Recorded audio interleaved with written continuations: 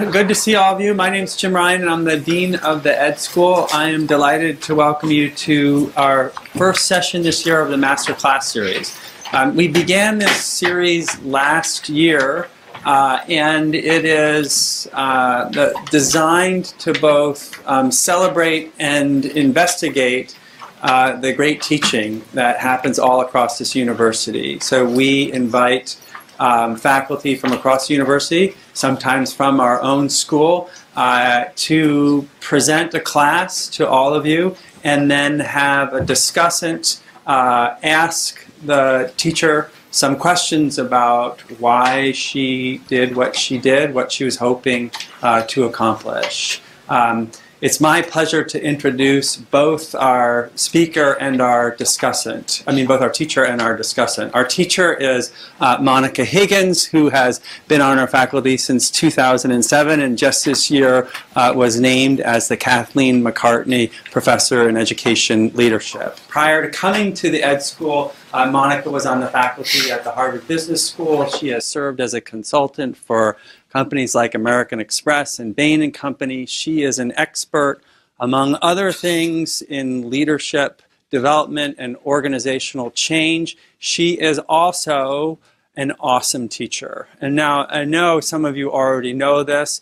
Others of you have heard it. Some of you might be skeptical and thinking, well, you're the dean, you have to say that, and we've chosen her as the master teacher, so I have to say that. So for those of you who may not be convinced, let me read a few selections from her course evaluations. These are the words of students who have taken her courses.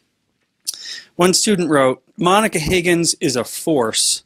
She was so on it that she inspired you to be better than any best you have managed to muster up to that point."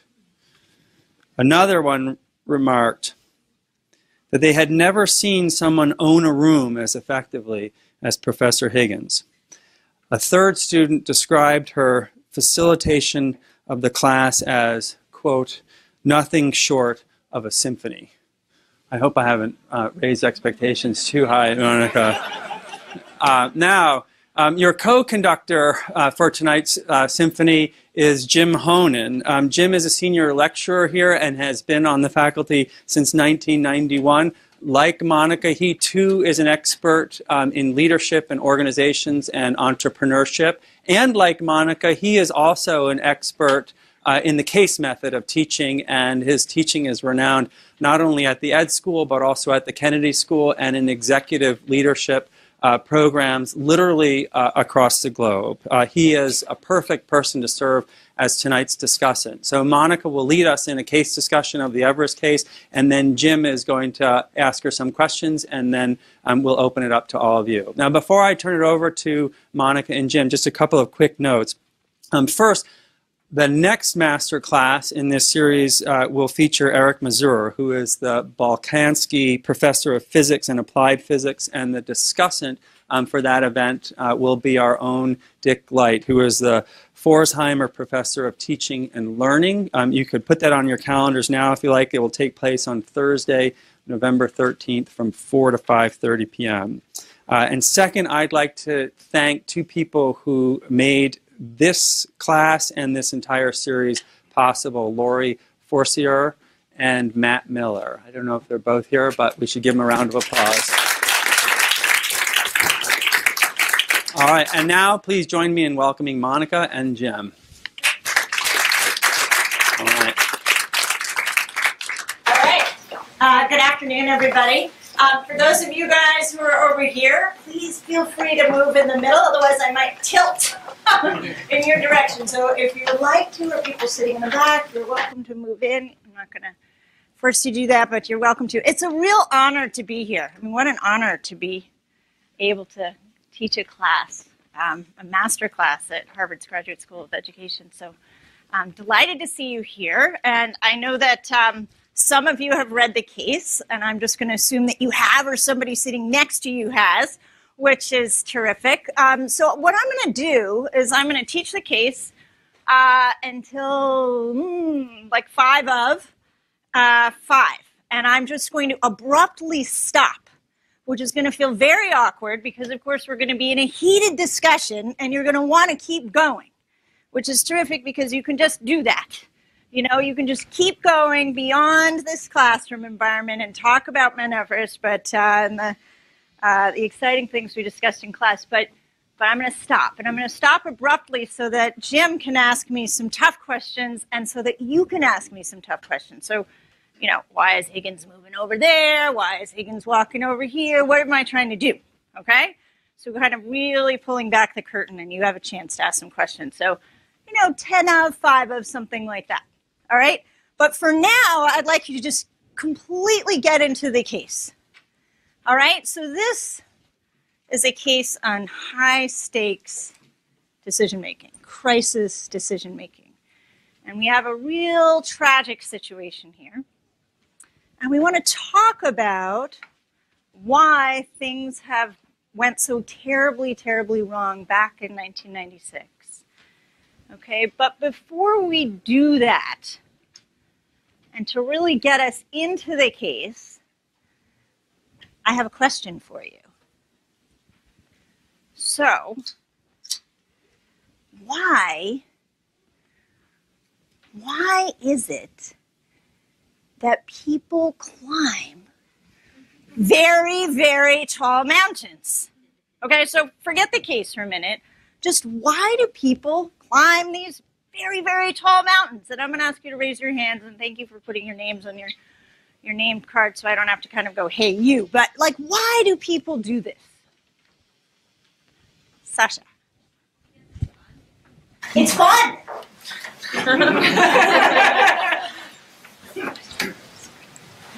In what way is it fun? Have you done this before?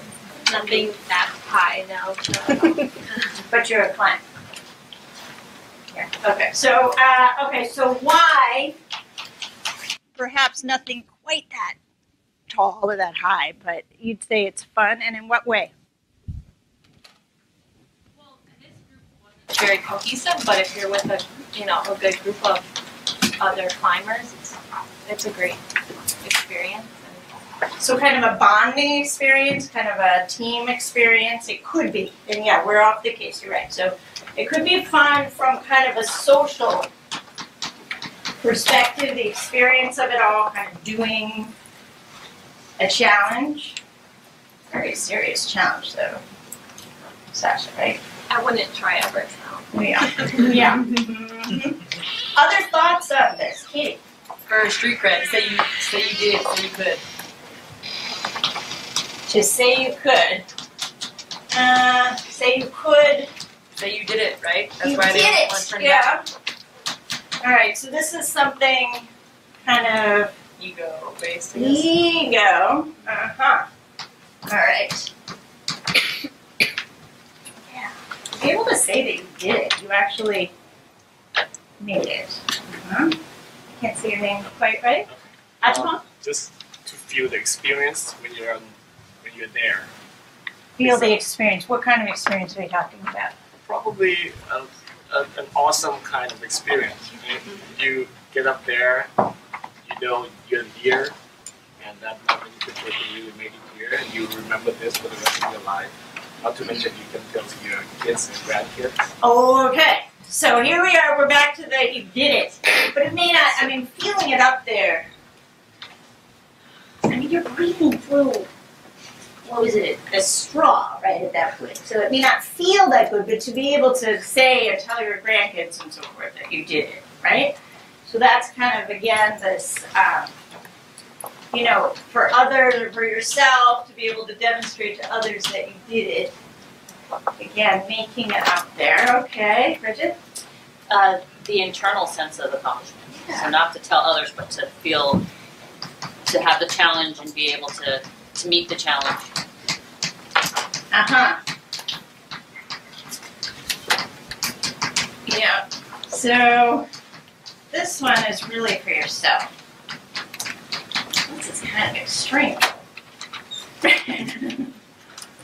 Other thoughts? Is it Agu? Yes.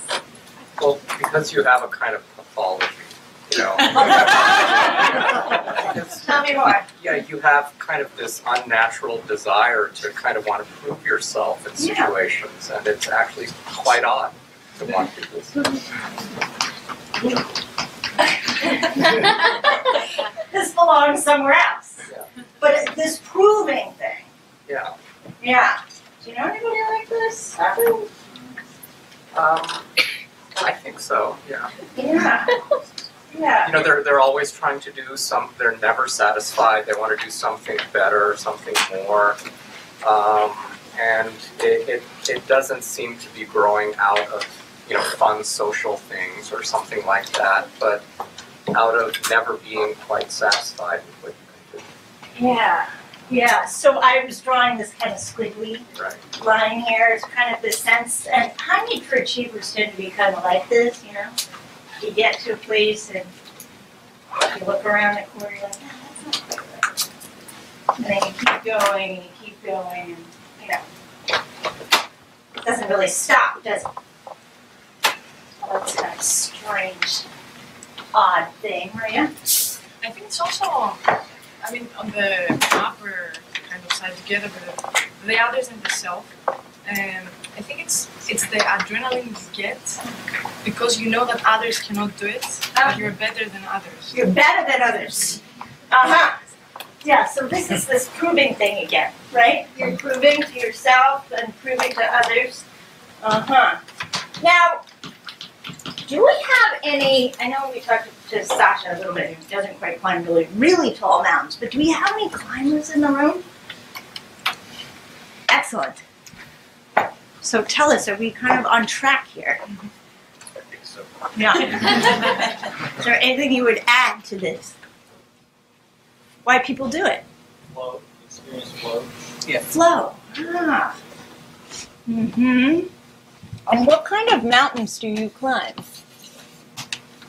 Do you climb these really, really tall ones where you can't breathe at the top and things like that? Huh? Rock climbing.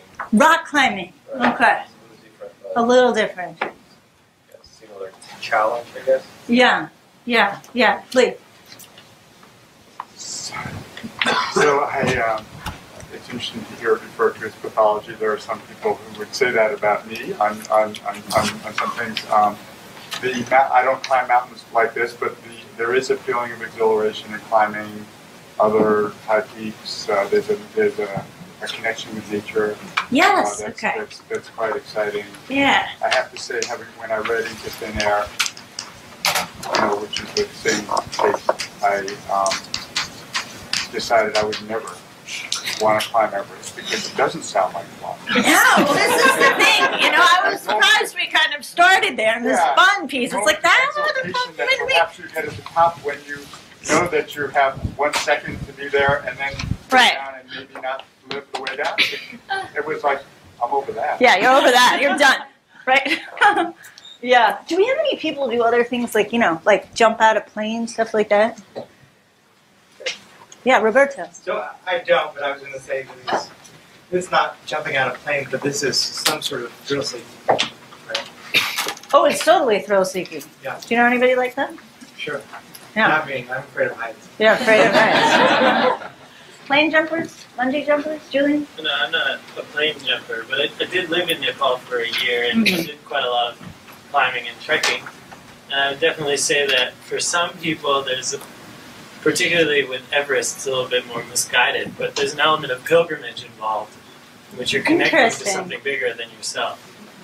Nice. Interesting. So there's this connection with nature and this sense of something bigger than yourself. Maybe the unknown, that's kind of a different take on it. Okay.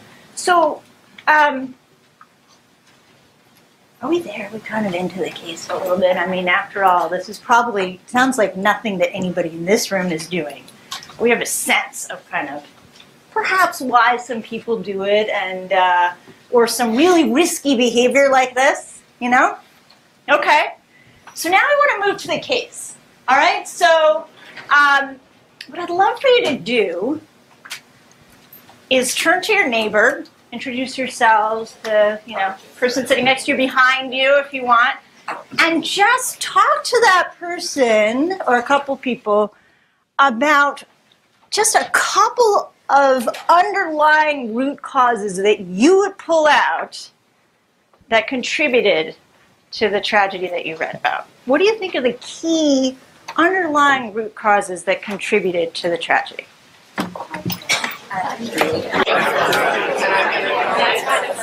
You all set?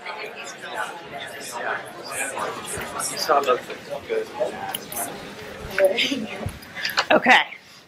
So where should we start? Who wants to get us started? What did you say? Sterling. I think one of the things Fisher says it, he basically attributes all accidents to human error, and I think that fundamental assumption is one of the reasons why both expeditions fail. Mm-hmm. So can you be a little more specific? So what exactly would you identify as being human error in this instance? In this scenario, they attribute perhaps the communication when the climber who has the radio is not where they're supposed to be. They attribute this to human error when perhaps there are other factors that contributed to that beyond individual error. So would you say it was a breakdown in communication, or would you say it was the bad radios, or? I mean, I think there are so many factors that contributed that were not human error, like perhaps the weather. The weather. On the guy. The weather, okay. I'm going to put the weather over here. It's kind of a force on the system. Yeah? Do we want to put the radios down? I mean, but the radios were a result of like the boulder falling, I think, if I understand. They had bad radios. Yeah. How heavier ones? And few of them. Yeah. Let's put them down. Yeah. Let's put them down. Like when we think about this as a system, you know, resources are important. Yeah? Okay, so.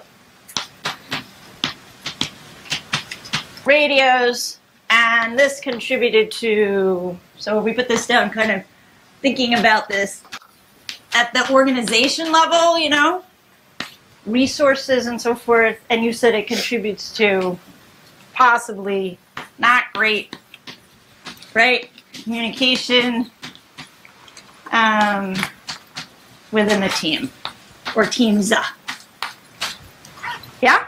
All right, so we got the weather pressing on the system, that's not good, but we got bad resources, which impairs communication. Okay. Sterling, one more question. Why do we care about communication anyway? Sounds good, but...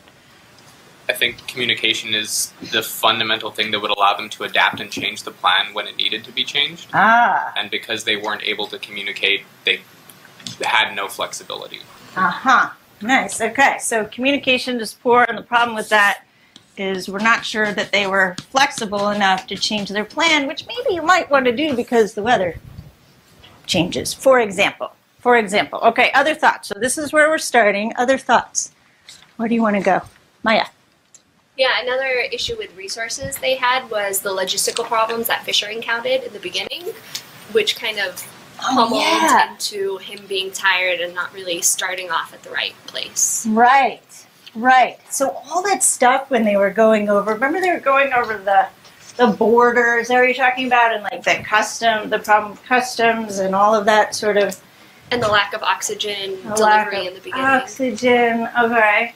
All right, so we've got some of that maybe we could kind of call this the context. Stuff you can't control, right? Problems at the border.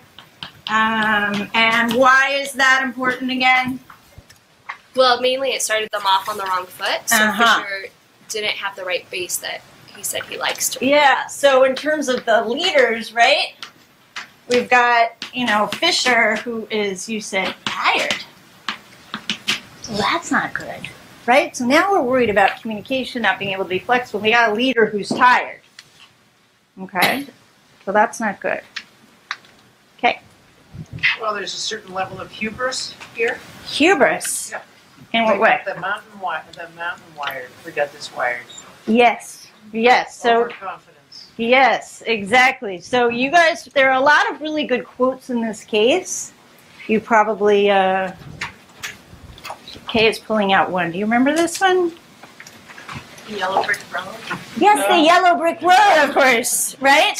So Fisher says, experience is overrated. It's not the altitude that's important, it's your attitude. We've got the big E figured out. We've got it totally wired, right? These days, I'm telling you, we've built a yellow brick road to the summit.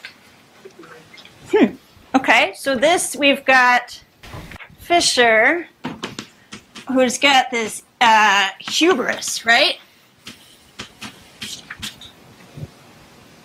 Now, let me ask you something. When you're going on like a crazy, or what did you call it again? I don't know. Pathological. Well, pathological. Maybe we don't want to use that word quite. But you're going on this like extreme journey, right? Don't you want a little confidence? I mean, really. Don't you need some of this?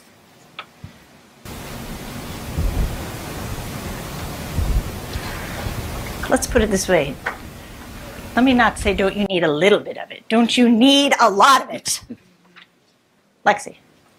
Absolutely.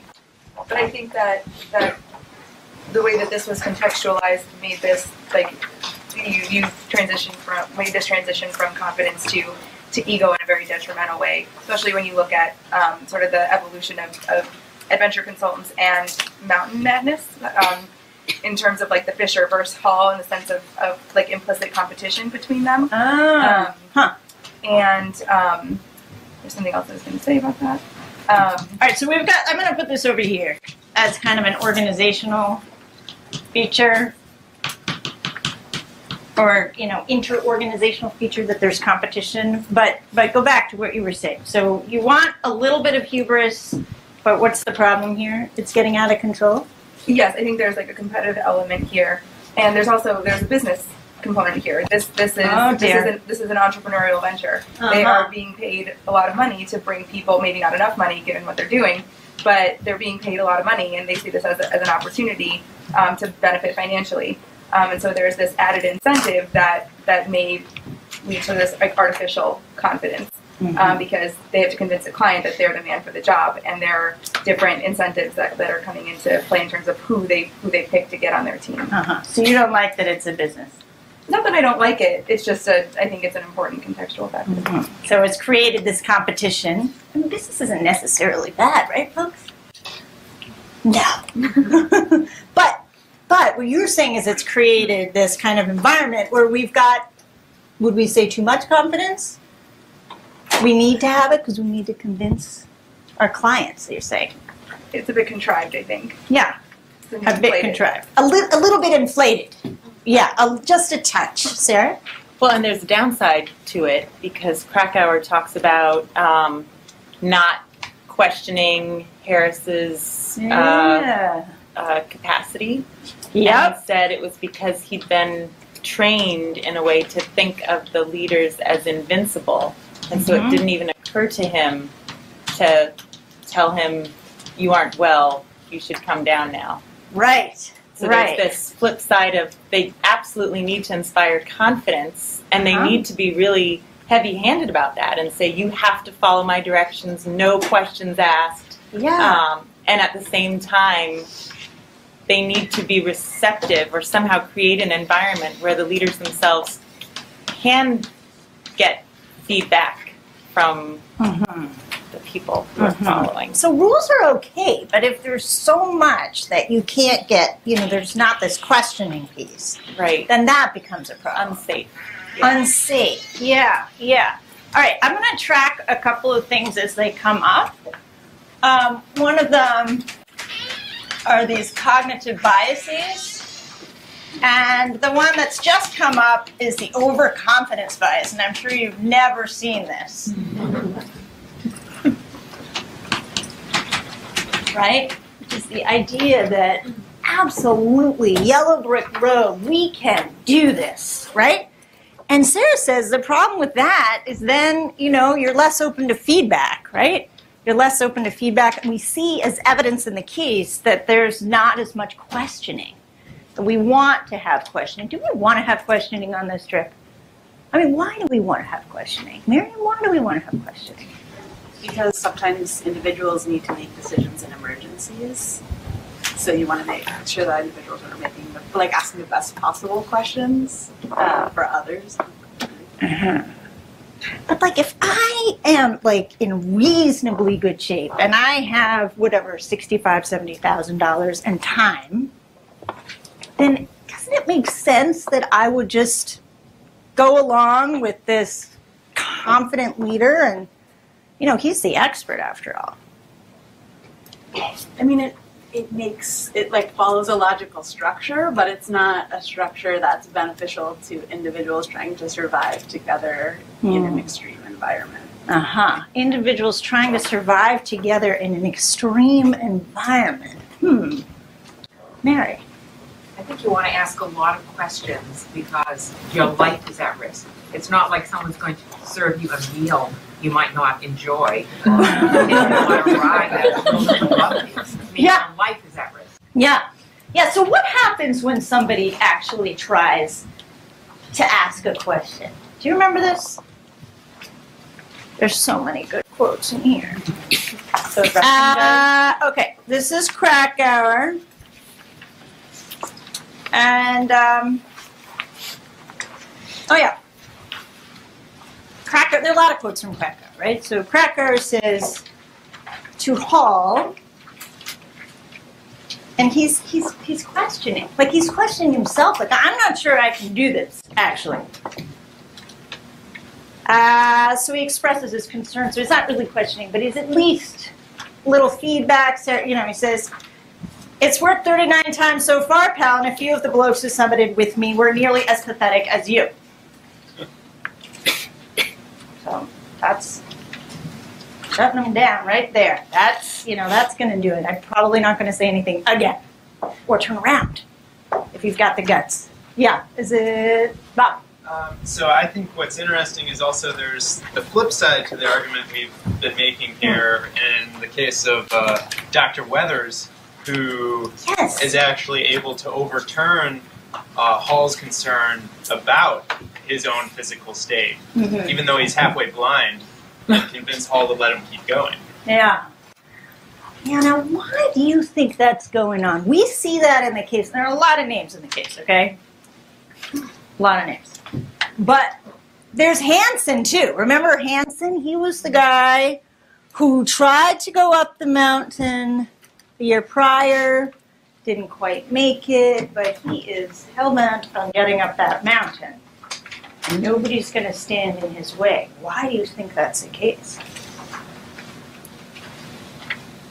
Why do you think that's the case? So Rob says there's nobody who's going to, you know, he's able to convince, and we see this a couple of times, right? So he's able to convince the leaders that, yes, indeed, I need to continue up the mountain no matter what. What's your thinking on this? So are you asking why the leaders aren't standing in his way, or why, like, what is it that's driving him? Either one, and both. The one, I think, I mean, from the perspective of the guys, I think that there's probably a bit of empathy and, like, in the moment. So I think that, well, one, I think there's this gap between, like, stated decision-making authority and then actual decision-making and what's actually playing out when they're, like, approaching the summit. And in the moment, like, they're really close. And they know what that's like. You know, they've attempted this multiple times, each of them, and they failed, and then they finally done it. And then this guy, he's made it. He made it within like 300 feet the first time, and he's That's there. right. And I think there's probably a bit of empathy playing out where they don't want to be the ones to tell him that close. No, even though they have tried to make it very clear that that they won't tolerate that dissent. But even like up to this point, that's what they've said. But there is this gap between then what is actually happening, and there isn't any like clear decision making happening. Like they didn't set that the time for the turnaround when they got to the summit. So that was playing out in the moment. Right. But what you're saying in terms of, you know, Hansen continuing on, and I mean, I think this other guy, Cruz, if I'm getting that name correctly, is also, although he actually got taken back, but there are a whole bunch of people who are continuing on despite the frozen larynx and the frozen toes and things like that. And they're continuing on, and part of it is, like he was saying, you know, like, you put so much time and energy into something. So much time and energy into something, it's hard to turn back. And it's hard for somebody else to turn you back or say, okay, you can turn back. You know, very, very difficult. I would call this one, which you bring up, let's see, the sunk cost effect. So, and this one I'm sure you've also seen. which is the idea that you put so much time and energy, it's just not, you can't turn around the train. You keep going, you keep going. Okay, so far, we've got the sense that, these leaders are pushing really, really hard, but there's also individuals on the team who've invested a lot of time and energy, and they're going to go, no matter what. Are we placing too much blame on these guys? Are we focusing too much on them? I pulled out a couple of quotes to kind of push you in that direction, but are we placing too much blame on these guys? What do you think, Tom? No, not at all. They're the leaders. They're the leaders. They should take over. Why is that? They're the decision makers, and they decided to go further. Even when they started piling up, when people were slowing down, yeah, they take full blame. Clear. What do you mean by everybody, there's some people in here who could possibly turn around. So don't you think that individuals should take responsibility and just say, hey, this is not working for me, I can turn around. It's life and death. Right. This is not like, let's try some hot chili sauce. Yeah, this is life or death. Margin of safety is very small here. That's the problem. Yeah. And, if you get it wrong, then that's it. There's no second chance. Yeah. Yeah. So from your perspective, they're just pushing them too far, or what is it that they're doing wrong in particular? When you think about leadership. Well, I think, personally, my opinion is that there's so many factors, so many variables, that these guys didn't judge them well enough. That the margin of safety, when something goes wrong, and something always goes wrong, the weather, equipment, it's going to happen. Yeah. So the margin of safety should have been like this, and it was just like this. So is this like a bad thing to get into in the first place? Yes. So you don't like the task. Yeah. It's a bad business. Yes, it is. It's life or death. Yeah, it is. Absolutely. They're in it. Rena? And I think to build on that, from the beginning, right, the ideas that should have been vetted or had at least a little bit more basis before admitting certain people to come into this. Okay. That's where I think the responsibility is really on the leaders. Yeah. Because they're the gateway. They're the people who are letting people in and out of recruiting. So team membership, which you would put on the leaders too. Yeah. So if only we had some more fit or prepared folks, do you think? Potentially. I mean, I can go back and potentially look at details, but I just remember one of the people saying, I felt like we were preparing the mountain for the instead of the people for the mountain. And so maybe it is not just these set parameters, you're pretty fit, you're this and that, but the training that could have been involved. The training. What was happening in advance of this whole thing to make sure people were operating optimally. So the idea is if we get the right people and we train them up, then this wouldn't have happened. Maybe. Miley?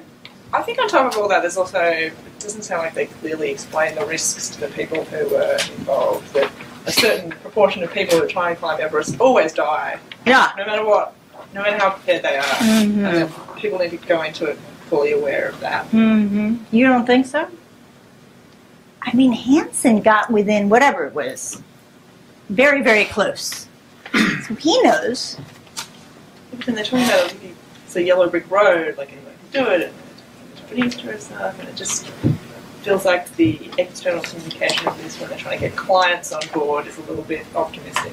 A little bit optimistic. So we're kind of back to that. Overselling. This hubris piece, the overconfidence, and it's because it's a business that they're doing this. Is that right? Yeah. So if only they had known what they were getting into, then they still would have died. Then they still would have died. Got it. Joe, help us out. There was that quote at the beginning about how they weren't really a team. They were a bunch of individuals that were going to climb the mountain together. Yeah. What do you make of that? Yeah. Well, it's like this thing that's going on right now. If you suddenly fell ill, we would be lost. Because Or you would say, like, we just came together today. People are nodding. That's the problem. Okay.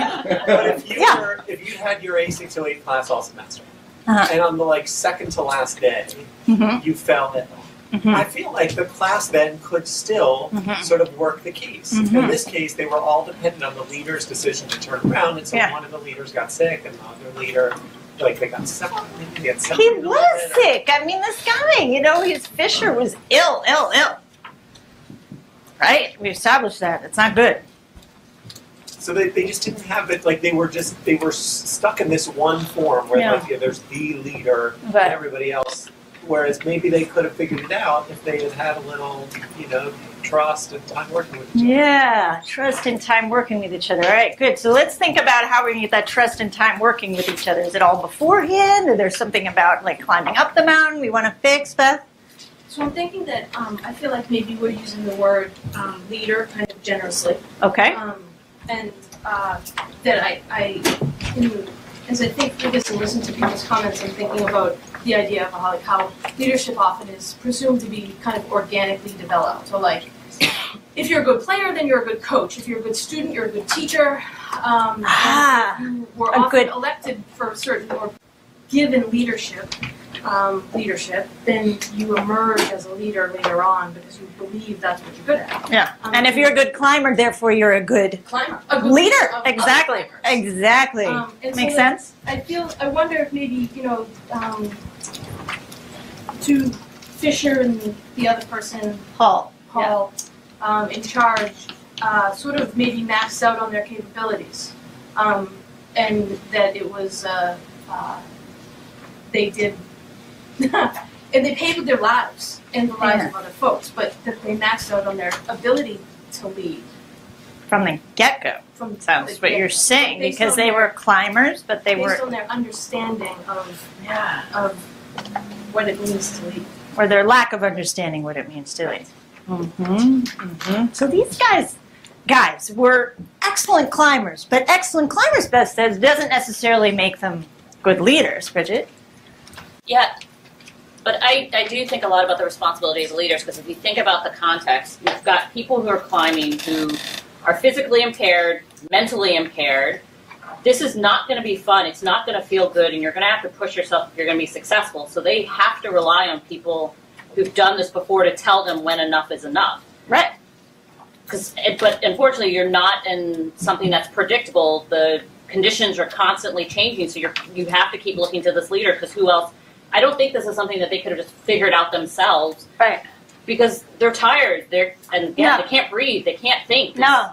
The worst possible condition to have to back out of, and you can't follow your instincts, because your instinct would say, I shouldn't be here. Exactly. Exactly.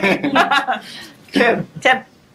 I would question the leadership, but not so much the leader himself, but the leadership team. I think the problem became one where he didn't bring in nor encourage their open ability to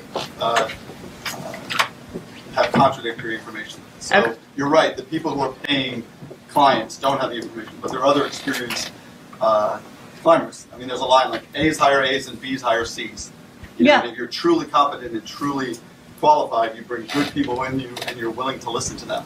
And that's where I would put the blame, that it's not the group as a whole, although they have some responsibility, that the group dynamic of the leadership was that I'm the boss and they were not strong enough or felt because of their previous relationship willing to contradict him in a strong enough way to have any impact. Yeah, so when you think about the leadership team, who are you thinking about? Okay, if you're going to ask me names, I really No, forget the names, but so you had the team. We talked about there's a guy in the middle, a guy in the front, a guy in the back. He's got people who are experienced climbers that are employees, basically, not people who are paying to be there. Yeah, I mean, he's got these leaders, okay, let's say the leaders, I should put those in quotes, right, Beth? The leaders, right, Hall, Fisher, right, and then we've got these guys, correct? Right. Yeah, and you could actually call them, maybe you could call them a senior leadership team, all right, but there's this group, yeah?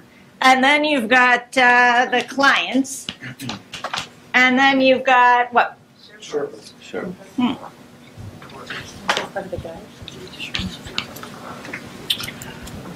Good point. part of the guides? Kind of, sort of?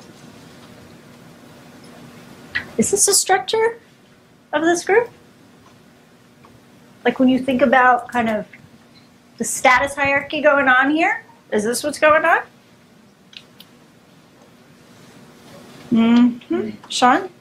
I kind of wonder about the clients and where they would see themselves in this hierarchy. Kind of wondering about the lack of teamwork. And when Krakauer talks about one of the great quotes, it seemed as though half the population at base camp was clinically delusional about their own prospects for reaching the top. They all believed that they themselves were more than capable of doing it, but all believed that everybody else on the team was not. Exactly. And so almost like in that configuration, I would almost see the clients as these like little individual dots kind of like around and to the side of the leaders, guides, and Sherpas, all kind of like this, not in a hierarchical way, but kind of like all seeing themselves as independent units, not working together as a team, really following anybody. Yeah, this is like a collection of individuals here, these dots. Sean, is this a team activity anyway? Do we need a team anyway? I mean, so what? I think so. Why? Well, I haven't never climbed, but based on what we read, it seems like life or death. It seems like you have to be able to rely on the person in front of you, the person in back of you, to be watching your back, to be there to help you if needed, to communicate dangers ahead, dangers behind, to have that open communication throughout. And if you don't have that, or if you're just concerned with yourself, you have your blinders on, you're worried about your own self because you don't trust that the person behind you, the person in front of you is going to take care of you, then you're not taking care of them because you're worried about yourself. Yeah. Do we have people in here who could actually recognize when things are going wrong? Like, I mean, you trust people based upon their knowledge of something, right? So, The governing board? The governing board?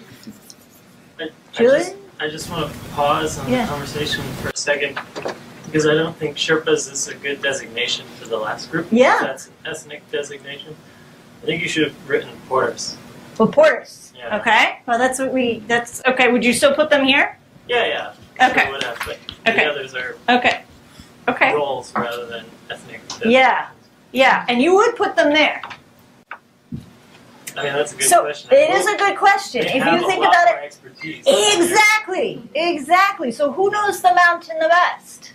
They know the mountain the best, okay? And whether we want to call them Sherpas or porters, they know the mountain the best. And guess what's happening? We got this really strong hierarchy.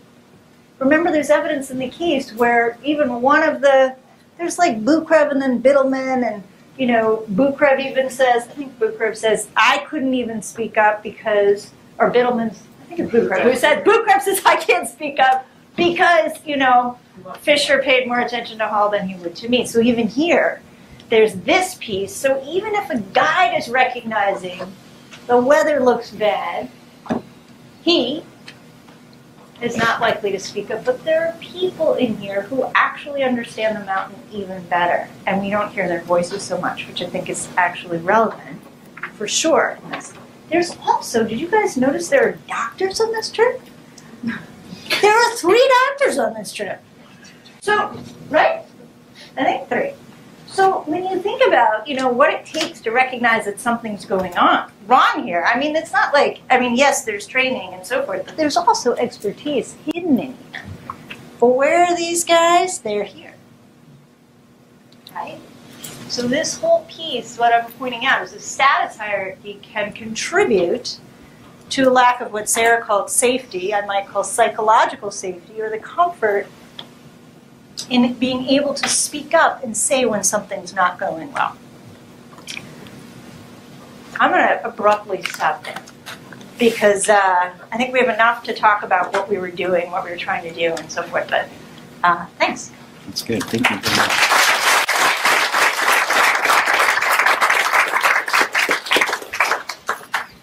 Have some water. All right, so thank you so much, Monica. I just have a couple of questions, and then we'll open to our colleagues. First question is about what you do before a case discussion. And I guess the nature of the question is, how do you prepare? And what sort of teaching plan do you bring into a classroom to lead us through what you just led us through? So say some words about preparation and about teaching plans. Okay, so one of the things I try and do, I mean, yes, I've taught this case a lot, but I really need it really right in my head before I walk in. And unfortunately, I can't have other things in my head. So even though I taught earlier today, I actually couldn't look at this case till after I taught that case. So I need to really make sure it sinks in. So I read the case really carefully, even if I've taught the case many, many times. I need to have it like right front and center. And then I really try and think about just a couple of things that I'm trying to get across. And I remember I had a faculty member at HBS who, really taught me a lot about how to teach by the case method. And she said, don't have like 10 things, like pick a couple. Pick a couple. So I show some slides. Generally, as students in my class know, at the end, generally I show some slides. And there's usually like 3 points. So I try and also have those in my head. And then I have what I would call pastors. So there are different buckets of conversation which we need to graze around in. And so a pastor might be, sometimes you can structure it so you can kind of move from pastor to pastor, and sometimes you can have a little bit more free-flowing conversation. And today we did a little bit more free-flowing conversation, but these were the pastors, so I was boarding your comments into, stuff that had to do with the organizational structure, stuff that had to do with the team, stuff that had to do with the leaders, and then intra-individual pieces, which I would have then, at the end, come back to kind of each of these levels of analysis. But the pastors, you guys can go back and forth across, but I need to kind of think about them in chunks. And so I'm a really visual person, so I tend to try and see not like what's going to go on the board, but just generally speaking, I'm going to have a pastor on this and this and this. And so I actually have like a board plan. So that's one of the things in terms of a teaching plan. I have a board plan. So this morning I had, and students who are in my class this morning know we moved pretty quickly. I had 5 boards. So I put together a teaching plan which had kind of key questions. And then I had literally 5 boards. So that, again, not that I know what's going in there, but I know what the general pastors are, and I know what the kind of key questions to be able to get out key topics or key concepts in each of those pastors. When I prepare for class, and I don't know you guys, but I have my students sit in a certain spot because I teach in this classroom, and there are a lot of them, and again, I'm very visual, and so I want to keep track of my calling patterns. When I prepare for class, that's all I'm going to show you. I track my calling patterns, okay? So, and so I want to make sure that I'm calling evenly, and I also want to make sure that I'm paying attention to people in the room who I know maybe from a certain geography. If I knew something about Julian's background, I would be able to bring him in, or somebody who was a climber, etc., and so that I can bring in experts when I want to. And then I need to pay attention to people I've overcalled, so I'd like people will have their hand up and I'm not going to call on them.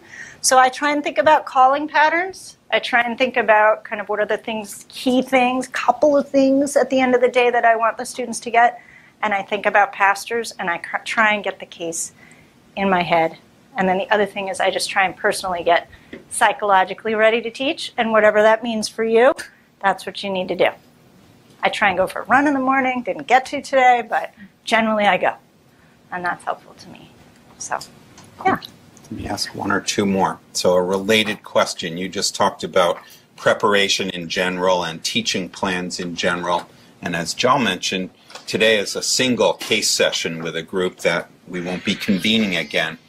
How do you think differently about preparing for and leading case discussions with one-time groups, 13 or 14-week semester classes, and a related question on the difference between degree program students and perhaps executive audiences that you've worked with?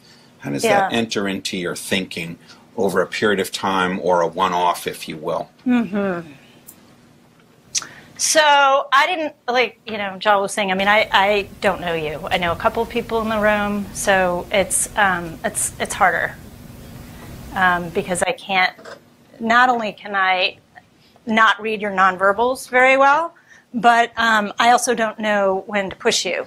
And so I'm kind of largely guessing. But in class, in a regular class, I spent a lot of time really trying to figure out how much I can push students. I view pushing students as a sign of respect. I'm not trying to catch anybody. If somebody looks like they're having an off day, or they've told me beforehand, and this happened just today with a couple of different students, I'm not going to call them. I want to have a good class. At the end of the day, I want a good class. I have no interest in, doing any harm at all to students. But in order to have a good class, I need to be able to push people. And so I'm looking for ways to do that. And over time, I get to know where people are at. And there are some people who need to just hear their voice in the room. And so if they raise their hand, I grab it. Or if they don't, and they look prepared, I grab them anyway. There are some people who I get to know are very good at coming in the diagnosis part of the conversation and need to be pushed towards the so what action part of the conversation. The types of cases I teach have the same cadence: problem, diagnosis, action question. This one doesn't have so much an action question, but generally they have that cadence. And so once I get to know them, I push them. Executives is also same thing. I don't know the folks. So there is one thing that I do more with executives, which is a much more what's called directive. So I give them a little bit. I just find that that's helpful, in part because they're seeing different people. So I tend to do a little bit more kind of setting up of this is where we're going. First, we need to make a decision about so-and-so. We need to help so-and-so make a decision about something. So the best way to do that is to do a thoughtful diagnosis of, the team that he or she has built, and et cetera, whatever. And so I give like a bigger opening, I think, to kind of frame the conversation. And then I usually try and ask whoever is chairing the session whether I can role play or cold call or things like that kind of tend to jack up the energy a little bit. But if they don't want that, or that's not the kind of crowd, I don't do it. So I generally try, if I can, to check in with the chair of an executive program so I get a feel for the group, because otherwise I'm just completely blind. Final question, then we'll turn to our colleagues. So the title of today's session is called Learning to Lead Through Case Discussion. I wonder if you might say a few words about how do we use case discussions to teach people how to learn to lead? Okay, so the title of today's discussion is Learning to Lead Through Case Discussion. I don't think you can teach somebody to lead, but I do think people can learn to lead. So I don't profess to teach, really, leadership, but I teach collections of individuals and try and create the conditions so that they can learn. The cases that I teach usually do have some case protagonist, generally. And if there's a case protagonist, the nifty thing is you can say, Colin, what should Eric Peterson do, for example, which is the opening case for our course. And you need to then step in the shoes of Eric Peterson, and then I have you role play, and guess what? All of a sudden, even though I'm not taking you out to the school or the site or whatever, you actually have a chance to practice. So the nice thing about cases as a way of learning to lead is because usually there's an individual who is a case protagonist or a couple of people, you can actually try out your good ideas. Excuse me. So in theory, if you say, they needed to communicate better, and da-da-da-da, you can say, well, let's give that a try. How are you going to do that? I'm going to call my boss. Okay, give me a ring. So then we can try it. And then all of a sudden you find out, where your good ideas fall down or don't. So you actually get to practice a little bit. So I think it's a nice it can be a good holding environment, a nice environment for actually trying out some of your good ideas. If, again, you got to watch people and whether they're ready for doing that and so forth. So I spend a lot of time trying to create the classroom context so people feel safe yet, accountable for engaging. Should you take some questions from our colleagues? You want to do them up there, or you want me to? Whichever. Whichever? Yeah. All right, so we have terrific time for questions from colleagues. So please, go ahead. One of the things that strikes me when I create style is very good at making people feel comfortable, even in these sort of big impersonal environments. And I know you said you read people's non-verbal cues. Are there any other strategies you explicitly or consciously use to try and make people feel comfortable?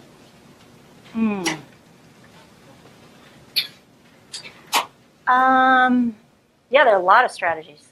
Some of it's pretty tactical.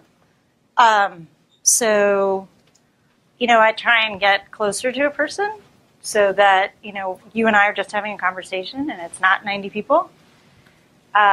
If you're doing a role play and you look uncomfortable, I might come over and stand by you a little bit so that I'm on your side.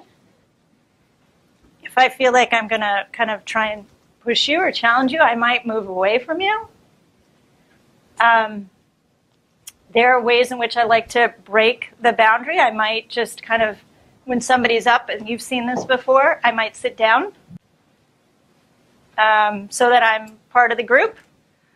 And I walk around, so you get used to me walking around and, kind of worry about that. I'm not like trying to see what notes you're taking, Lexi, but, And the other thing I do is I really try and use humor. So if somebody's stuck, and you just saw that today, not here, but in class, I try the best I can to use humor so that person can save face. Again, I have no interest in doing harm or embarrassing anybody. So if I can figure out a way to save face with that person so that they'll feel comfortable speaking up again, I do that. Please, Lexi. To what extent do you anticipate the arc of how the class moves within an hour and a half? Does it generally follow the same sort of plan that you've seen in previous years, each time you teach a case? And how do you anticipate that versus just flowing, moving with the flow of the class? Yeah, so it's really not a bull session with Higgins. There is kind of a place we're going, and we're going to get there somehow. So if I have to play devil's advocate or push you another way, I will. However, that doesn't mean I know exactly how we're going to get there. So what I like to do and I use boards a lot, as people in my class know, is I try and kind of give me space to move. So if we're not, you guys are over here, I can also signal to you that you've moved backwards in the conversation. We started over here, and we moved over here, and I ask you a question, and you're back over here. I'll go back over here. I don't need to say, oh, we already talked about that. I just added over here. And then I go back over here. So that we have a sense of kind of movement. And so I'm very conscious of time. I always end right on time with students, and I try and start right on time because I think that's just respectful. If for some reason something needs to get squashed, it's me. So today in class, I felt like we were in a really good discussion, but I got squeezed at the end, and that's okay. I'm going to take, I'm going to go quickly through. If I have a couple of slides to show, I'll go quickly through. But I don't know exactly within the pasture how we're going to graze around.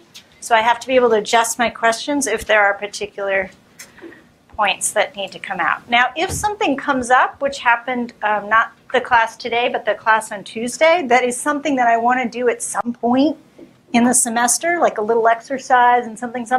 Like somebody said something about, leadership being, they're making a whole string of comments, but leadership was innate. This guy was just, was just born that way, basically. I was like,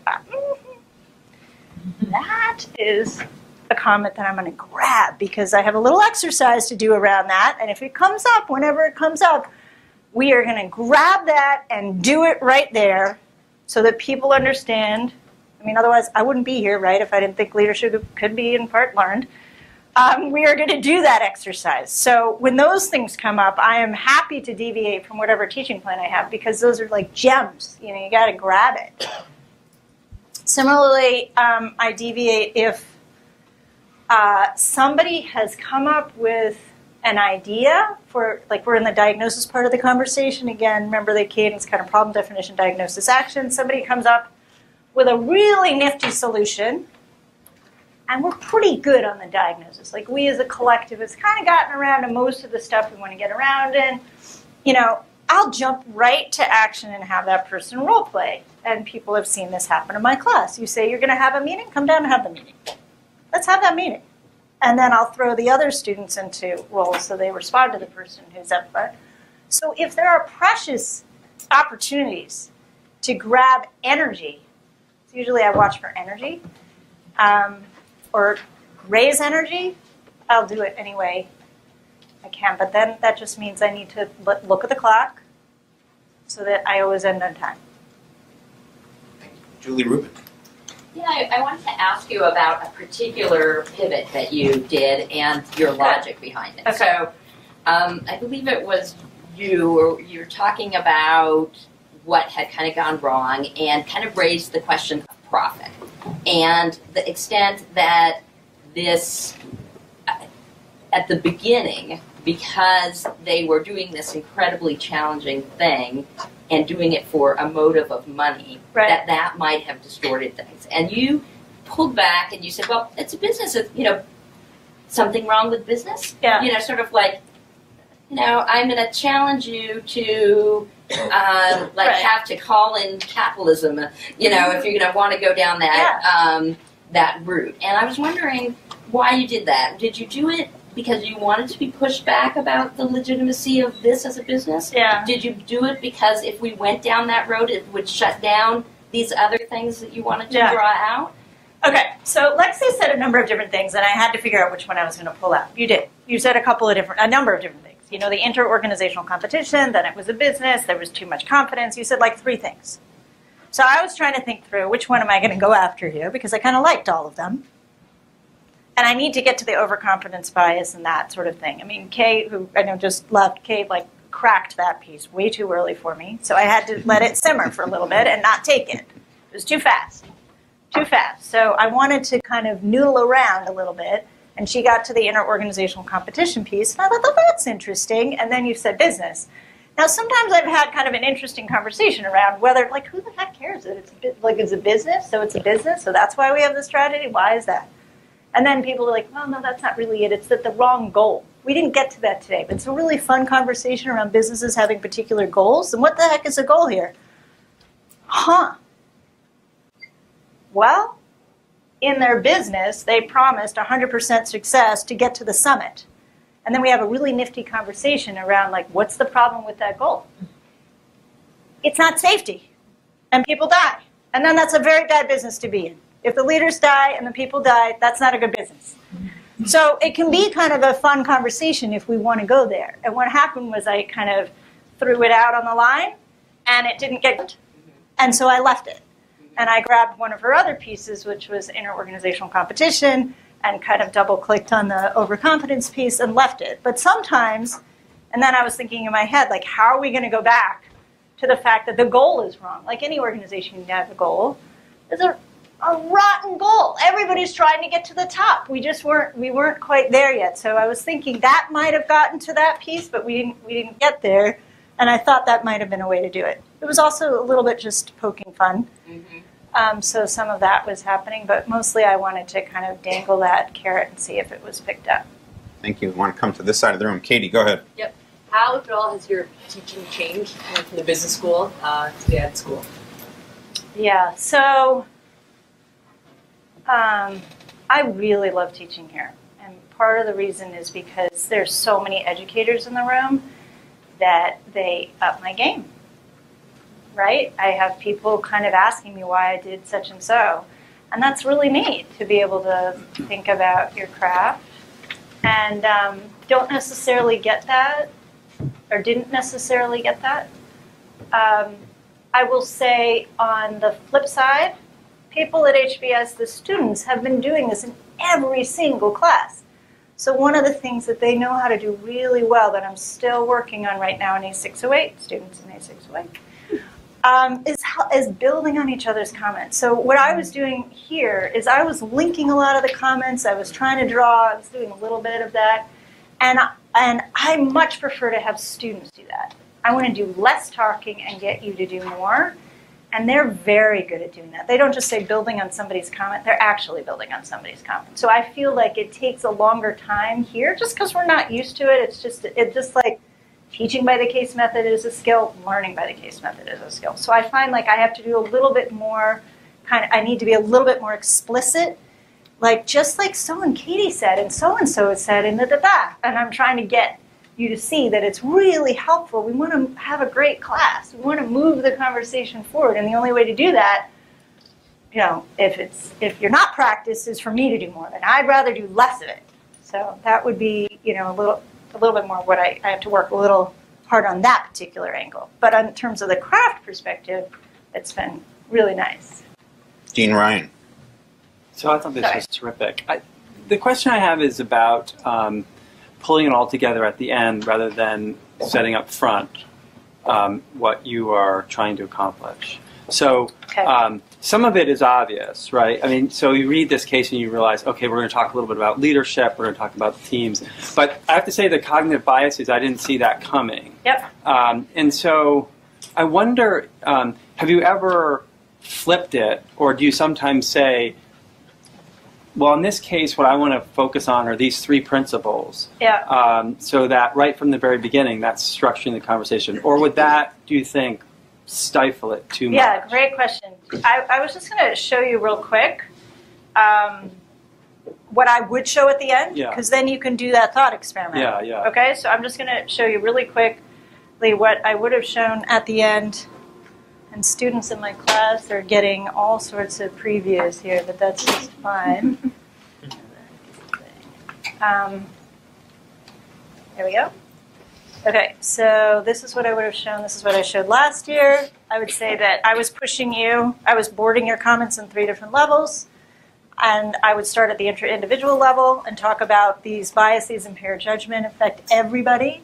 At the team level, the one piece, the one thing, which Sarah almost said was psychological safety, and introduce this notion that in order to get good ideas, whether it be from doctors or Sherpas or porters or whomever, we need to have a psychologically safe environment.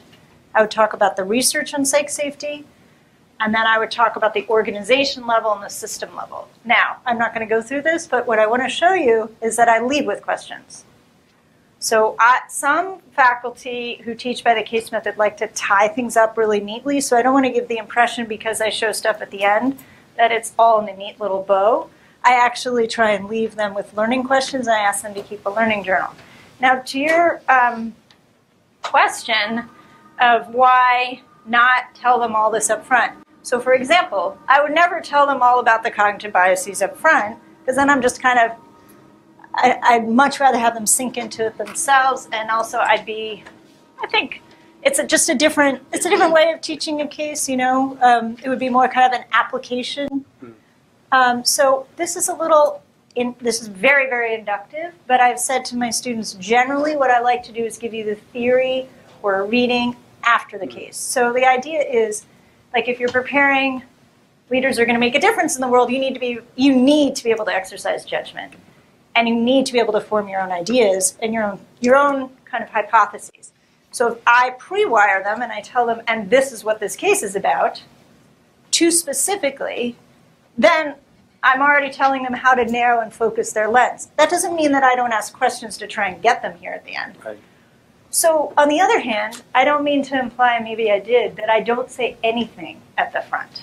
So what I said at the front is this is a case about high-stakes decision-making. I'm not sure whether I said if it was I often teach this kind of in leading teams kind of modules within PPE programs. It's a case about leadership. It's a case about teams. I do general kind of so that you're thinking about teams or you're thinking, but I'm not going to narrow your focus too much because that's too deductive, and I prefer to have them develop their own theories and then give them some ideas, some theory, some frameworks, some concepts to hang their good ideas on. And then they can pick, and I tell them I'm not here to sell you any particular theory.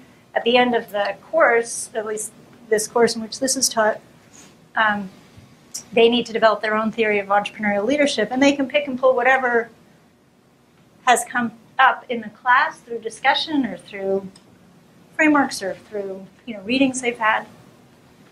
But at the end, I want them to be able to think and develop ideas for themselves. Thank you. John Mehta. So yeah, this is great. So to just listen to the debrief it sounds very complicated. There's you're interacting with people in real time, you're writing on the board, you have some sense of the categories, you're keeping track of the seating chart and the time and the things you want to pull out. But at the same time, you seem very present in response to each and every comment, focus. So, just reflecting on non-case teaching, I can definitely remember I do a lot of discussion teaching. I can remember the first time I did a discussion, finding the two streams really difficult, just being present in one and just having this ongoing dialogue. Yeah. And I feel like if I started with case teaching, in a sense, like some of that would be helpful, but in some sense I'd be starting over. So can you just say something to potential faculty members or students who might do this in team meetings or something? Like, what was it like when you did the first one? Is it a simpler case? And, sort of how do you build from there to here? Okay. The first time I did this,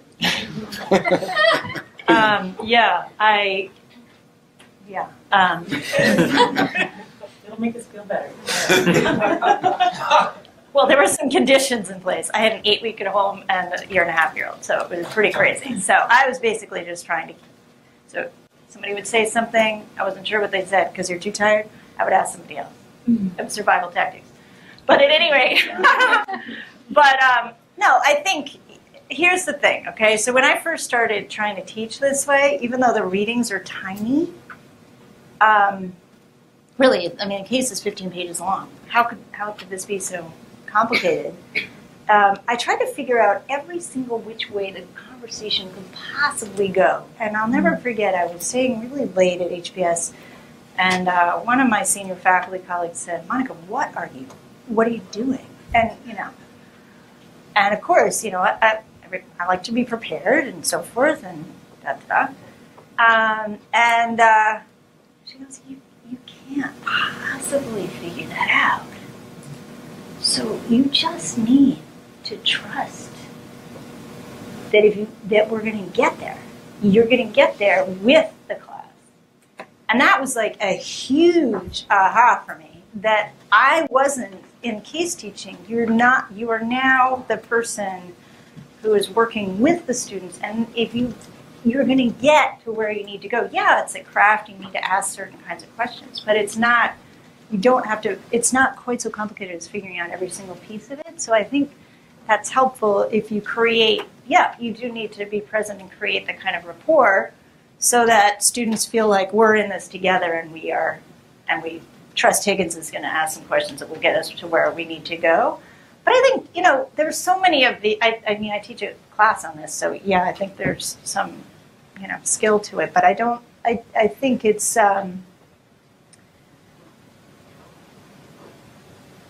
you need to also figure out what supports work for you. So for me, I said I'm very visual.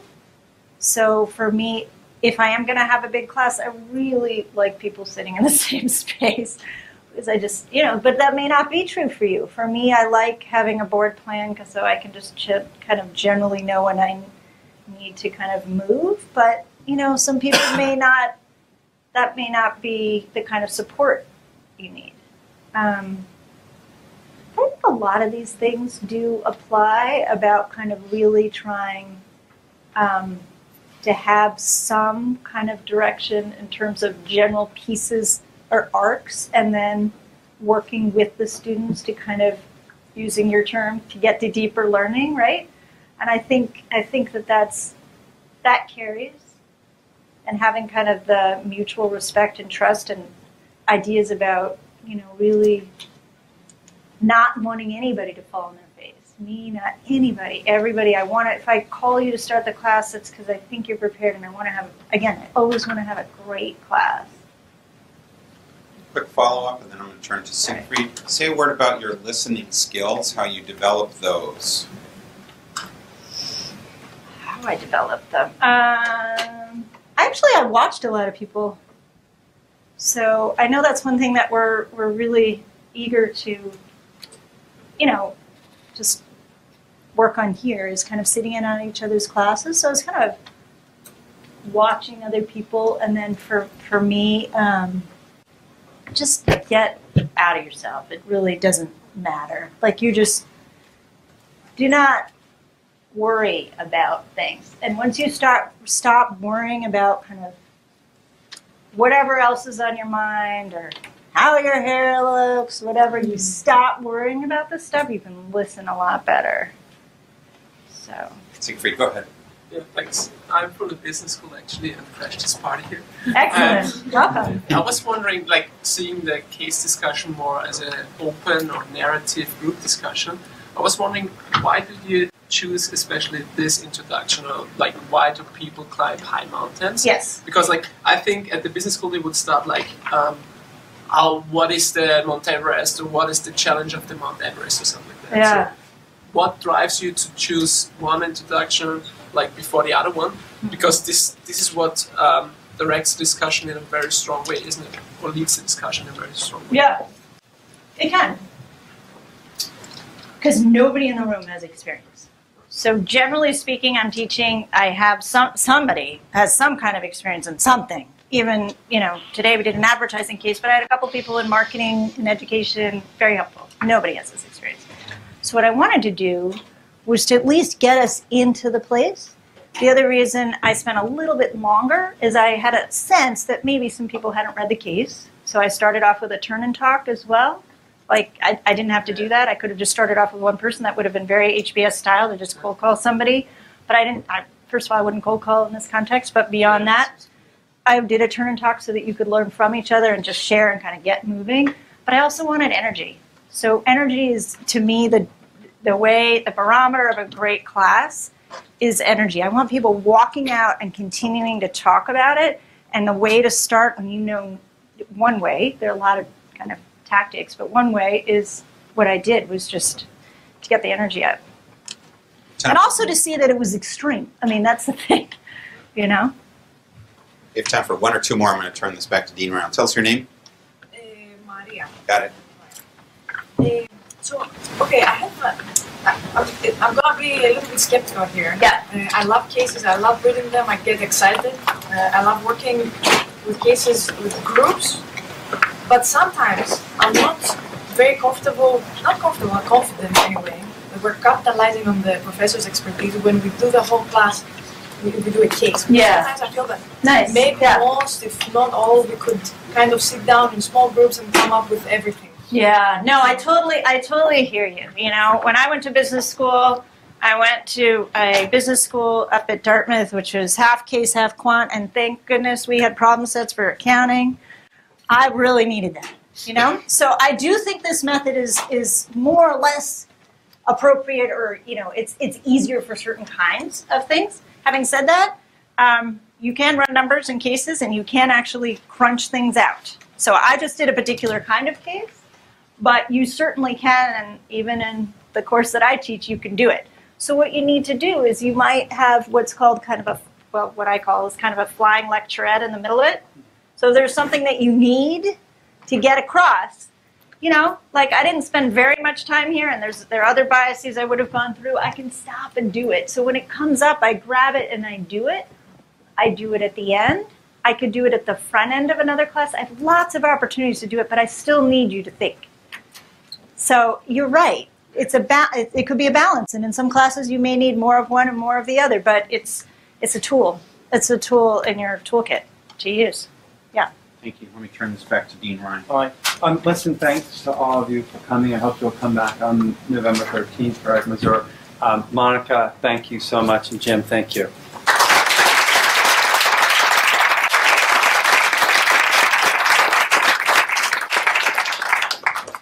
Thank you very much.